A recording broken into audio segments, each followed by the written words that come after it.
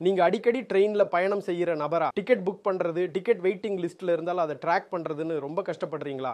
உங்க கவலையை போக்குறதுக்காகவே இந்திய ரயில்வே முன்பதிவு முறையில அதிரடி மாற்றங்கள் கொண்டு வந்திருக்காங்க. அது என்னென்ன மாற்றங்கள், இனிமேல் நீங்க எப்படி அதை பயன்படுத்திக்கலாம் அப்படின்னு இந்த வீடியோல விரிவாக பார்க்கலாம். முதல் அப்டேட் என்னன்னா, இந்திய ரயில்வே அவங்களோட ரயில்வே முன்பதிவு முறையை பன்மொழித்தன்மை கொண்டதா மாத்திருக்காங்க.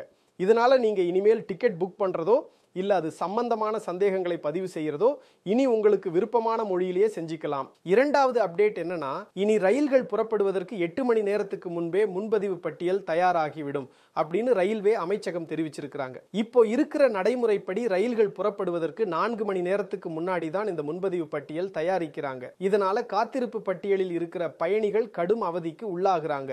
இதை கருத்தில் கொண்டு சில முக்கிய மாற்றங்களை கொண்டு வந்துள்ளனர். ரயில் புறப்படுவதற்கு 8 மணி நேரத்திற்கு முன்பே இறுதி பயணிகள் அட்டவணையை தயாரிக்க ரயில்வே வாரியம் ஆலோசனை வழங்கியுள்ளது. பகல் 1 மணிக்கு முன் புறப்படும் ரயில்களுக்கு முந்தைய நாள் இரவு 9 மணிக்கே பயணிகள் அட்டவணை பட்டியல் தயாரிக்கப்படும். இந்த நடவடிக்கை காத்திருப்பு பட்டியல் பயணச்சீட்டை கொண்ட பயணிகளுக்கான நிச்சயமற்ற தன்மையை குறைக்கும். வெயிட்டிங் லிஸ்ட் நிலை குறித்த தகவல் புதுப்பிப்பை பயணிகள் முன்கூட்டியே பெறுவார்கள். தொலைதூர இடங்கள் அல்லது முக்கிய நகரங்களின் புறநகர் பகுதிகளிலிருந்து நீண்ட தூர ரயில்களை பிடிக்கும் பயணிகளுக்கு இது பயனளிக்கும்.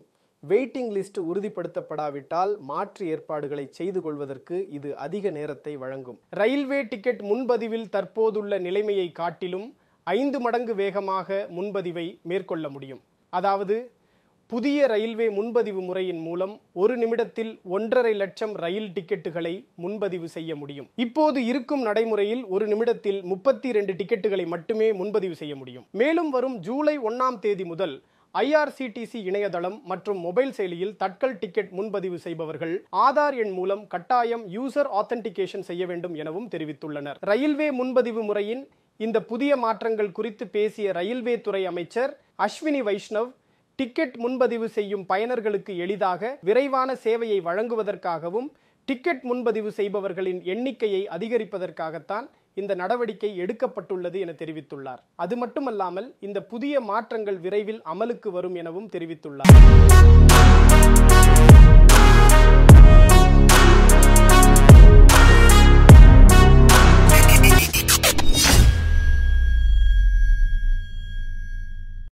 மேலும் ஈடி தமிழ் சேனல்ல வரப்போகும் பிசினஸ் மற்றும் அது ரிலேட்டடான வீடியோவை பார்க்க உடனே கீழே இருக்க சப்ஸ்கிரைப் பட்டனை கிளிக் பண்ணுங்க.